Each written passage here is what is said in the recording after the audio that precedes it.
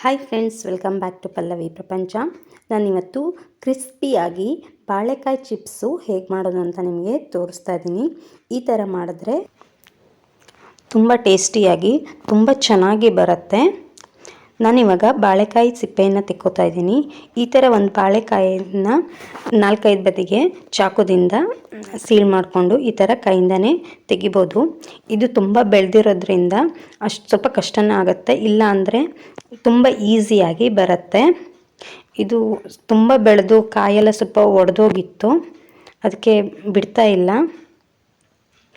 ಅಂದರೆ ಈ ಥರ ಮಾಡೋದ್ರಿಂದ ತುಂಬ ಚೆನ್ನಾಗಿ ಸಿಪ್ಪೆಯನ್ನು ತೆಗಿಬೋದು. ನಾನು ಸಿಪ್ಪೆಯನ್ನು ತೆಗೆದು ಒಂದು ತಾಳಿಗೆ ನೀರನ್ನು ಹಾಕಿ ಅದಕ್ಕೆ ಹಾಕ್ತಾಯಿದ್ದೀನಿ. ಯಾಕಂದರೆ ಬಾಳೆಕಾಯಿ ಕಪ್ಪಾಗಬಾರ್ದು ಅಂತ. ನೀವು ಹಾಗೆ ಇಟ್ಬಿಟ್ರೆ ಬಾಳೆಕಾಯಿ ಕಪ್ಪಾಗಿಬಿಡತ್ತೆ.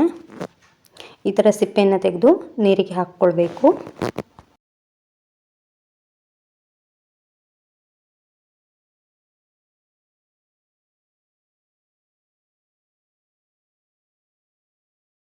ನಾನು ಸುಮಾರು ಒಂದು 30-40 ಕಾಯಿದ ಚಿಪ್ಸ್ ಮಾಡಿದ್ದೀನಿ. ಇವಾಗ ನಂದು ಸಿಪ್ಪೆ ತೆಗೆದು ಮುಗೀತು, ಎಲ್ಲ ನೀರಲ್ಲಿ ಹಾಕಿಟ್ಕೊಂಡಿದ್ದೀನಿ.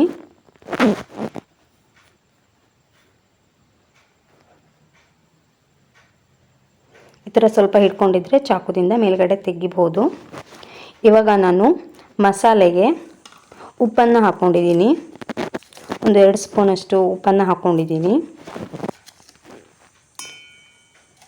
ಅದಕ್ಕೆ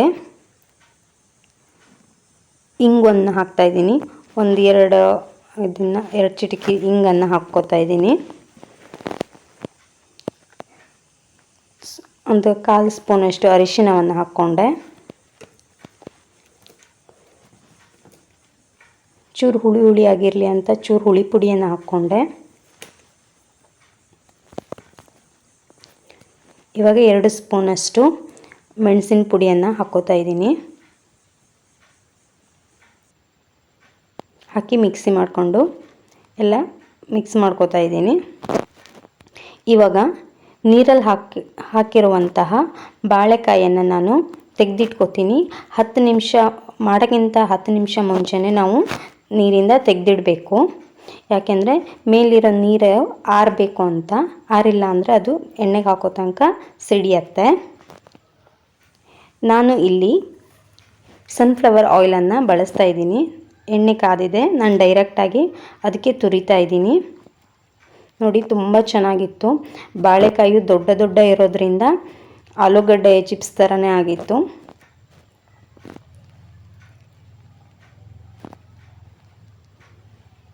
ಕೈಗೆ ಇದು ಬರುತ್ತೆ, ಕಾವು ಬರುತ್ತೆ. ಸ್ವಲ್ಪ ನಾಜೂಕಾಗಿ ಮಾಡಬೇಕು. ಗ್ಯಾಸ್ ಸ್ಟವ್ ಲೋ ಫ್ಲೇಮಲ್ಲಿ ಇಟ್ಕೊಂಡು ಮಾಡಬೇಕು.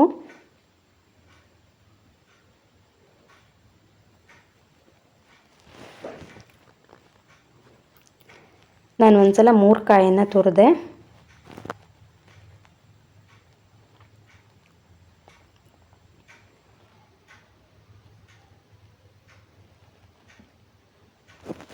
ನೋಡಿ, ಈ ಥರ ಸ್ವಲ್ಪ ಸೌಂಡ್ ಬಂದರೆ ಅದು ಬೆಂದಿದೆ ಅಂತ, ನೀಟಾಗಿ ಬೆಂದಿದೆ ಅಂತ. ಇಲ್ಲಾಂದರೆ ಸ್ವಲ್ಪ ಬೇಗ ತೆಗೆದುಬಿಟ್ರೆ ಅದು ಆಮೇಲೆ ಮೆತ್ತಗಾಗ್ಬಿಡತ್ತೆ. ಇಲ್ಲಾಂದರೆ ಅದು ಸ್ವಲ್ಪ ಇದು ಬರುತ್ತೆ.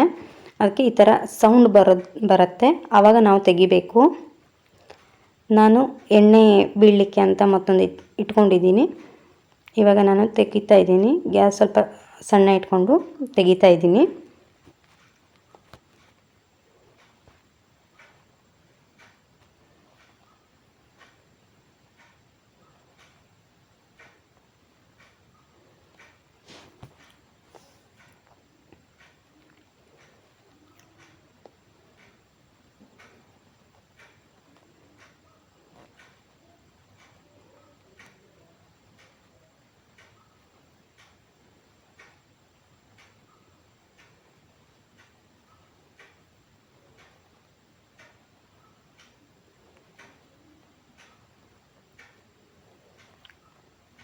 ನೋಡಿ, ಎಣ್ಣೆ ಬೆಳೀಲಿ ಅಂತ ಒಂದು 2 ನಿಮಿಷ ಹಾಗೆ ಬಿಟ್ಟೆ.